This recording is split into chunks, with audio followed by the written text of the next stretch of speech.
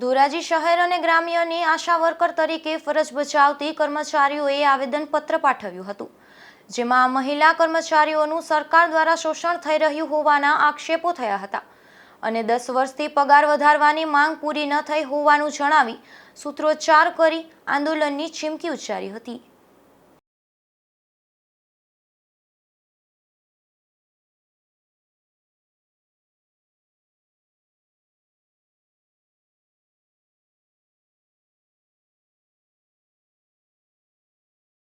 વીણાબેન, મારું નામ વીણાબેન દિલીપભાઈ તલસાણિયા ઓર્બન 2 માં ફરજ બજાવું છું। અમારી હાલના આજે અમે કલેક્ટરશ્રીને આવેદનપત્ર આપ્યું છે। અમારા એમાં એ મુદ્દા છે કે કોરોના કાળમાં જે કામગીરી કરી છે એનું હજી પણ અમને પૂરું વળતર મળવામાં આવ્યું નથી।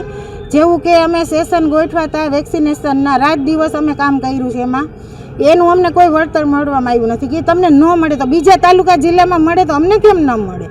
અમને મળવા પાત્ર છે। અમારી માગણી એ જ છે કે જે કોરોના કાળમાં જે સેશનના કામ કર્યું હતું એ પર ડે અમને 200 રૂપિયા પ્લસ 100 નાસ્તાને એવી રીતના નક્કી કરેલા હતા। એ વાઉચર અમે જોયેલું તો એ અમને આપવામાં નથી કે તમને ન મળે એવું કહેવામાં આવે, તો બીજા જિલ્લામાં દીધું તમને કેમ ન મળે?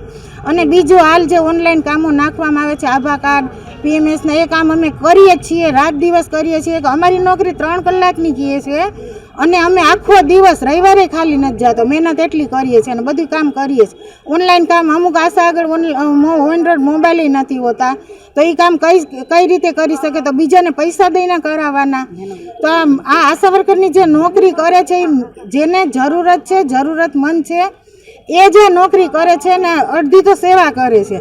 તો સરકારશ્રીને અમારું આવેદન છે કે અમારી આ બધા પ્રશ્નો ધ્યાનમાં લઈ અને આનું નિવારણ કરે ને જે સહી રસ્તો હોય અમને બતાવે। મારું નામ ઠેસિયા સંગીતાબેન છે। હું ફેસિલિટર તરીકે તોરણિયા PHCમાં કામ કરું છું, પણ અમારી વિવિધ માગણીઓ સરકાર સ્વીકારવામાં આવે અમે અત્યારે કલેક્ટર સાહેબને આવેદનપત્ર આપવા માટે ધોરાજી આવ્યા છીએ। બધા ગ્રામ્યના આશાબેનો અને અર્બન વિસ્તારના પણ આશાબેનો આવે છે। અમારો ફિક્સ પગાર કરવામાં આવે, અમને કાયમી કરવામાં આવે અને અમારી કામની કલાકો નક્કી કરવામાં આવે। અમારો જીઆર માત્ર 2 કલાક કામનો જ છે, પણ માત્ર અમને 8-8 કલાક 10-10 કલાક અમને કામ કરાવે છે। ગમે ત્યારે કામ માટે બોલાવે છે, ન જાય તો ધમકીઓ આપવામાં આવે છે અમારી બહેનોને કે તમને છૂટા કરી દેશું, આમ કરી દેશું। કોવિડમાં અમે માગણી નહીં સ્વીકારાય તો અમે ઉગ્ર આંદોલન કરશું। અમારું આંદોલન કાયમી ચાલુ રહેશે અને અમે આગળ જઈને પણ સરકાર સામે અમારો અવાજ ઉઠાવશું। કોવિડમાં અમે રાત દિવસ કામ કર્યું છે, જીવના જોખમે બધાએ કામ કર્યું છે, પણ અમને એમનું પેમેન્ટ નથી મળ્યું। આરોગ્યના બીજા કર્મચારીઓને મળ્યું છે તો અમને કેમ ન મળે? અને બધાય વેતન બધે બહાર બધા બીજા રાજ્યમાં બધે મળે છે, તો ગુજરાત સરકારને શું તકલીફ છે કે અમને વેતન ના આપે?